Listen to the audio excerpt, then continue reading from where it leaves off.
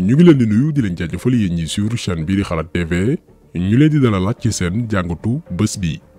tey nag dañuy ñëw ci benn mbir boo xamante ni nguuru Sénégal mi ngi koy fooye muy wàllum terrorisme yokku nañ ci sax force occulte ak force extérieure. Il convient de relever, de regretter et de condamner fermement les actes de nature terroriste. On doit pouvoir nous arrêter et nous poser la question de savoir d'où vient le danger. Le danger vient de ces ennemis du Sénégal qui ne veulent pas de ce modèle démocratique et qui veulent aujourd'hui l'anéantir. Par les ennemis du Sénégal, vous parlez des partisans d'Ousmane Sonko ? S'il vous plaît, non, je parle de toutes ces forces extérieures. À ne pas servir de bouclier à un quelconque gourou. À ne pas se laisser manipuler ni infiltrer par des intérêts encagoulés, nationaux comme internationaux, qui, frustrés de ne pas accéder aux ressources pétrolières et gazières du Sénégal, frustrés de ne pas voir l'État accéder à leurs demandes illégitimes, nourrissent le plan de déstabiliser notre pays. Et on a frôlé le pire. D'ailleurs, on a chance. Ah bon? Chance. Pourquoi on a frôlé le pire? On est en danger actuellement au Sénégal. Le président de la République est en danger. dinañu revenir ci seeni kàddu surtout kaaw capitaine Dièye mi ci bu jaadu ak li ñuy préparel seen kàddu yi yëpp dara nekku ci hasard. Ils veulent créer des problèmes pour apporter des solutions dugal sénégalais yi ci benn guuta wëlbatiku ne dañuy saafara seeni jafe-jafe lii mooy seen plan te dañ ko leeral ci biir vidéo bi mais bu ñu jëlee ñoom li ñuy fooye fan yi yëpp muy wàllum terrorisme mbir la boo xamante ni mboolem ñi ko fi jiiñ Sénégal à part quelques exceptions ñi nga xam ne jot nañu am ay relation ak ay groupe def ko tu ñaawteef te yoon teg leen loxo fii ci Sénégal képp ku fi jéem am relation ak ay kuréel yoo xamante ni dañuy déstabiliser suñu réew suñu renseignement yi gëstu nañ ko ba jàpp la te coow amul mais ñi nga xamante ni dañ leen médiatiser nit ñi yenn groupe la ñu bokk ñooñu xamuñ lan mooy terrorisme laalewu ci. prétexte vidéo bi nag mooy kaw activiste bi di Ousmane Tounkara nekk États-Unis nguuru Sénégal porte ko plainte au niveau du gouvernement américain di ko jiiñ wàllum terrorisme tuuma yoo xamante ni ñu ngi ko wékk ci vidéo bi nga xamante ni defoon na ko ci période manifestation yi weesu. loolu du problème dinañu dem dinañ leen yóbbaale yéen kii di Antoine Diome kii di Macky Sall kii di defkatu ñaawteef yi yéen dinañu dem dinañ leen yóbbaale. notre plan est bien dessiné te du leen bàyyi ginnaaw bu ma leen ko waxee rek gëm leen du benn xale boo leen di jàpp du benn téléphone boo leen jàpp foofu. le plan n'est pas dans ces téléphones le plan n'est pas avec ses enfants le plan est déjà dessiné yéen di ngeen ñàkk seen bakkan yow Macky Sall ak ñi leen wër bind leen ko ne leen Tounkara lii la wax dem leen nag ngeen report de parce que FBI chaque jour ñu woo ma chaque jour je suis appelé ici ne ma Tounkara gars yi nee nañu lii gars yi nee nañu la loolu du problème ndax Tounkara ragalul dee yéen a ragal dee Tounkara ragalul dee de déedéet mais yéen moom incha allahu rabbi dinañu jël seen bakkan yéen bu soobee yàlla kii di Antoine Diome kii di Macky Sall kii di procureur kii di Yakham Mbaye defkatu ñaawteef yi lim juum bugguma lim ñëpp après ngeen jël ay policiers mu leen di wër wala ay gendarme déedéet loolu du leen ci génnee parce que niñ koy defee dinañ leen yóbbaale bu soobee yàlla c'est prêt it's all designed design nañ ko pare nañ ko lijjanti nañ ko teg nañ ko sur place. ñun personnellement duñu approuver ay menaces de mort parce que ñun suñu wàllu bopp duñ ko def mën nañ nag woote révolution mën nañ wax ni ku la dóor wala bëgg laa rey fayul par exemple bi waa APR yónnee ay nervi ñu yor ay fetel di attaquer sénégalais yi ñun dañoo publier woon ni ku nekk na armé wu ndax légitime défense suñu yoon moo ko maye maanaam ku jóg pour rey la boo jëlee bakkanam lu jaadu la doo ci am bàkkaar boo demee ci yoon itam waruñ la mën a toog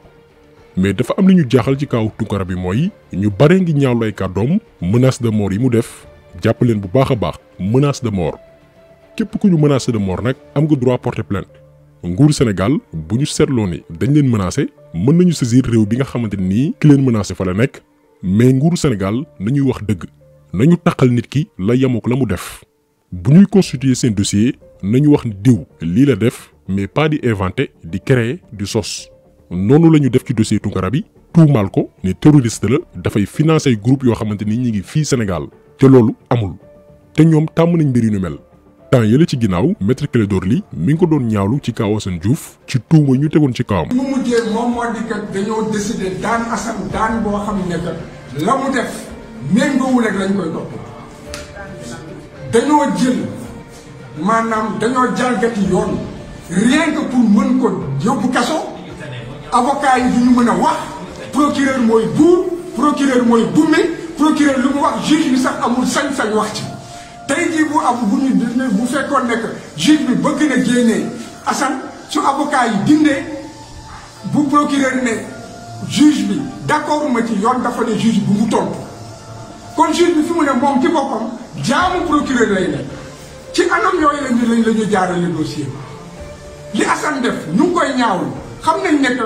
waru koo def ñu ngi koy naqarlu wante it bu fekkee ne ko ñi nga xam ne dañu ne ñoom ñoo jub dañoo jubbanti bu dee ñoom seen bopp la ñuy def nit ñi gis nañ ne que jubul te dafa tënk loolu dafa wane ne que réew mi dañoo nar a sànni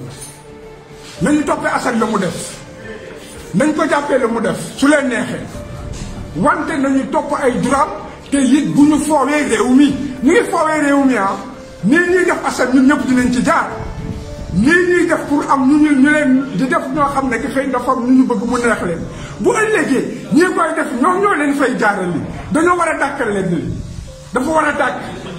réew mi nañu topp yoon te bañ a topp di def lu leen neex. maanaam léegi bu ñu la jàppee dañuy teg sa kaw ay tuuma yu baree bari tuuma yu garaaw a garaaw rien que bu ñu la jàppee nga mën faa yàgg waaye itam yàq sa casier judiciaire donc depuis un certain temps nguuru Macky Sall ci yii la nekk. am na ñoo xam ne ñi ngi ñaawlu kàddu Tounkara yi mais ñaawluwuñu sos yi nga xamante ni depuis des années nguuru Macky Sall mi ngi koy teg ci ay sénégalais di leen jiiñ wàllum terrorisme léegi arme lañ ko def pour yàq ay dundi doomi aadama rawatina ñi nekk bitim réew lu doy waar lañ leen di expliquer nii fi ñu nar a jëm mooy bépp sénégalais bu nekk bitim réew wala sax ci biir réew mi say position bu arrangé wul nguur gi fi nekk mën leen laa jiiñ wàllum terrorisme yàq say dossier yàq sa àdduna pour noppi loola. ndax bu ñu jëlee dëkk yu ci mel ni États-Unis ñoom caaxaane wu ñu wàllum terrorisme buñ la signalé ci fànn woowu noonu rawatina état daal di lay topp sollicité leen automatiquement yow dañ lay mettre garde à vue loolu moo dal Ousmane Tounkara actuellement dëgg la nguuru Macky Sall am nañu droit porter plainte bu fekkee ni daf leen menacé de mort mais nañ ko plainte pour menace de mort ñu régler seen i mbir fa mbaxane doone benn mais buñ ko sosal di ko jiiñ loo xamante ni dafay yàqaadu naam ba faaw gis nañ fi ñu baree bari ñu naan dañuy défendre dëgg di dal ci kaw Ousmane Tounkara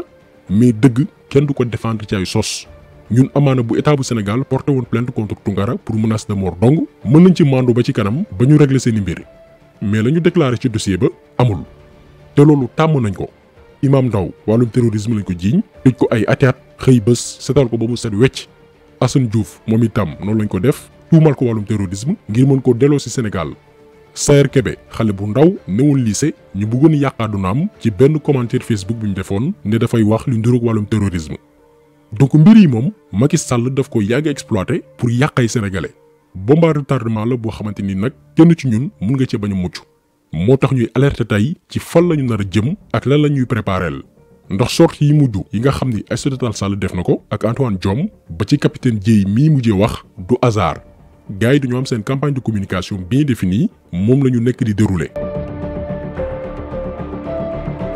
ñun bu ñu déggee kaaw Tounkara bi dañu jël suñu temps dem vérifier ndax États-Unis ñoom dañoo mettre en place benn plateforme boo xamante nii booy am xel ñaar ndax jàpp nañ benn doomu aadama waaw wala déet da nga dugal turam réew bu mu cosaanoo ak date de naissance am bu fekkee ne yor nga information boobu bu dee ni dañ ko jàpp ñu wax la fan lañ ko denc ci ban situation la nekk. léegi nañu tàppe prénom def Ousmane nom Tounkara pays de naissance ñu def Sénégal souvent dañ lay poser question ci étape bii léegi nañu répondre door a valider résultat baa ngi noonu Ousmane Tounkara ñu ne mi ngi en détention état bi mu dëkk aux États-Unis ñu def New Jersey ñu ñëwaat ne ñi ngi ko téye fi nga xam ne mooy Hudson County Correctional Facility ñu cliqué xool mu ngoog nee nañ fii lañ ko denc actuellement adresse beeg yëpp a ngi nii ba moment bi ñuy def vidéo bi mi ngi ñu téye fii diggante bi nag changement mën na am mais mën ngeen ñëw chaque fois ci site bi nga xam ne mooy locato.as.gov pour suivre évolution dossier am mais kañ la ko nguuru Sénégal signalé moom Tounkara déglu leen fii Abdou Karim Gueye mi nga xam ne jege woon na ko lool ñoom ñaar yàgg nañu partagé live. c'est-à-dire xam nga lan la Ousmane Tounkara ce qui s'est passé en réalité xam nga lan la mooy Ousmane Tounkara consul bi nga xam moo nekk foofu noonu consul États-Unis bi gorom la c'est son beau-frère te kooku APR la bokk kooku moom Ousmane Tounkara en fait ay kayitam dafa jeexoon mu ko doon dugalaat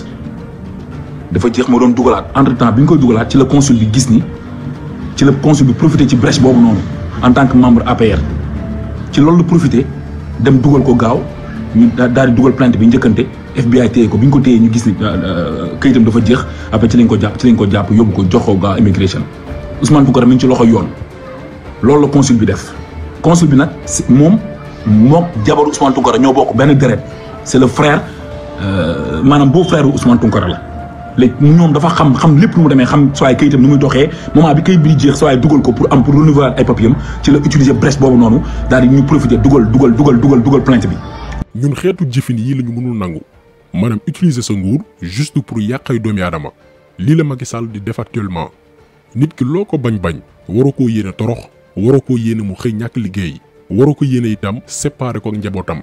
te actuellement loolu la nguuru Macky Sall di def ak ay doomi Sénégal yoo xamante ni moom moo leen waroon protéger même bu dee ni bokkuñu ngëm-ngëm ci wàllu politique ñun ànduñ ci ay menace de mort dañ koy wax encore une fois ànduñu itam ci ay saaga parce que ñun duñ ko def mais xam nañ xel ni Tounkara mënul nekk États-Unis di reylu Macky Sall wala Antoine Diome mënul nekk mën na ko nag wax nii pour show mais c'est impossible kuy taal réew wala bëgg a rey ñu amee ndombol tànk ci biir réew mi du ci réseaux sociaux yi nga koy wax mënul nekk. léegi nag ñoom ci loolu la ñuy sukkandiku wut ci porox ndollu pas pour tëjlu ko foofu nga xam ni mooy États-Unis déedéet mais comme que instant yii mi ngi ci yoonu li jënd ay kayitam pour renouveler waat ko ñu bàyyi ba moment opportun daal di koy présenter américains yi ne waa jii ngeen di gis ak sikimam parce que boo gisee Tounkara look bi mu yor boo xamul diine l'islam ak li ñuy wooyu sunna tam nga dëkkal ko fenn fi noonu lañ ko présenté ne terroriste bu rëy a rëy la dafay financer ay nit Sénégal pour ñu raylu ay autorités jébbal leen ñu ko ndax danger la pour suñu réew lii mooy seen objectif nii la ñu defoon Assane Diouf parce que Assane Diouf aussi wàllum terrorisme lañ ko jiiñoon malheureusement buñ la jiiñee yu ni mel bu fekkee ne amoo nationalité américaine wala green card dañ lay delloo si facilement te nee naa leen lii gëm nañ ni du yem ci Assane Diouf ak Ousmane Tounkara dong du hasard ñoom Antoine Diome ak Aïssata Tall Sall ministre bi ñu dénk biir réew mi ak bitim réew di wax ak communauté internationale bi ne dafa am ay terroristes ak ay forces occultes yu nekk Sénégal Aïssata Tall Sall moom dafa dem ba ne am na ay forces extérieures ay loxo yu jugee bitim réew dugg Sénégal campagne bii boo seetee ba ci biir dëgg sénégalais yi nekk bitim réew ñoo ko tax a jóg ndax nguur gi dem nañ ba xam ne ñàkk nañ diaspora bi élection présidentielle yu weesu firndeel na ko en plus diaspora bi ci boppam dafay jël dooleem ak ay moyens di jàppale kenn ci opposants yi élan bii la ñu bëgg a freiner qualifié bépp moodu ak faatu terroriste am ñuy ciblé ngir rapatrier leen lii mooy programme bi nga xamante ni tëgg nañ ko ba mu ñor pour wàññi doole diaspora bi nga xamante ni tey donte ñu ngi bitim réew mais bokk nañ ci ñi gën a farlu ci réew mi di yee sénégalais yi ci yenn sujets yi nga xamante ni ñeel na anam gi ñu yoree suñu réew lii la nguuru Sénégal mënul nangu. dégg ngeen lu yàggul même capitaine Dièye dugg na ci coow li gannaaw ba ko Maïmouna Ndour Faye invité. et on a frôlé le pire dañoo am chance. ah bon dañoo am chance. pourquoi nga ne on a frôlé le pire. on est en danger actuellement au Sénégal le président de la République est en danger. comment ça. waaw gis nga tey le ministre de l'Intérieur a parlé de force occulte. situation d'insécurité bi am nii moom discours bi mu def discours boobu la waroon def. ministre de l'Intérieur sénégalais yi Antoine Diome ni mu waxee noonu la waroon waxee. parce que moom il parle pour l'autorité de l'État. ci vidéo bi ñu defoon ci accord secret yu dox suñu diggante ak France taxawoon nañ lu yaatoo yaatu ci capitaine Dièye te baax nañu rappelé waat ko pour que sénégalais yi xam jëmm ji mooy kan. capitaine Dièye produit France la dafa prêter serment ci drapeau bu France école militaire française la génnee dooru ñëw Sénégal nekk fi capitaine li mu wax naan dëkk baa ngi ci danger président sax newul ci sécurité dara nekku ci dëgg.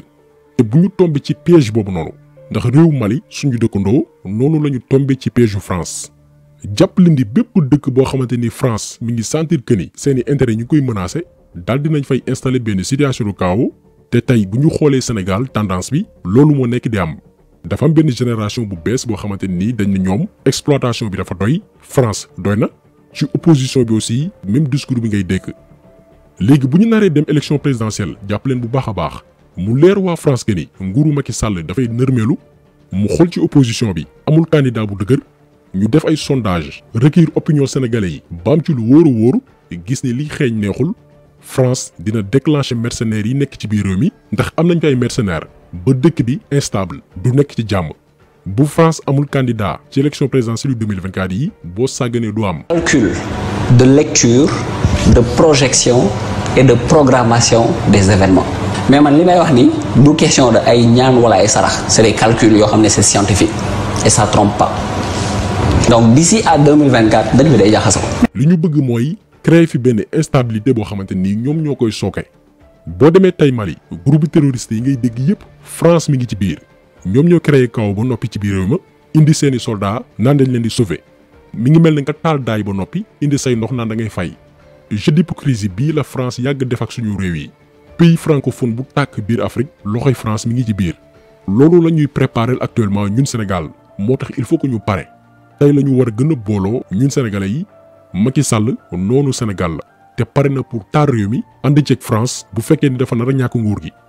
ay ñoom capitaine Dièye ay pion la yoo xamante ni ñoom dañ leen yónni pour ñu toqal benn mbir ci noppi askan wi préparer leen ci loolu moom la tubaab di wooyee ballon de sonde.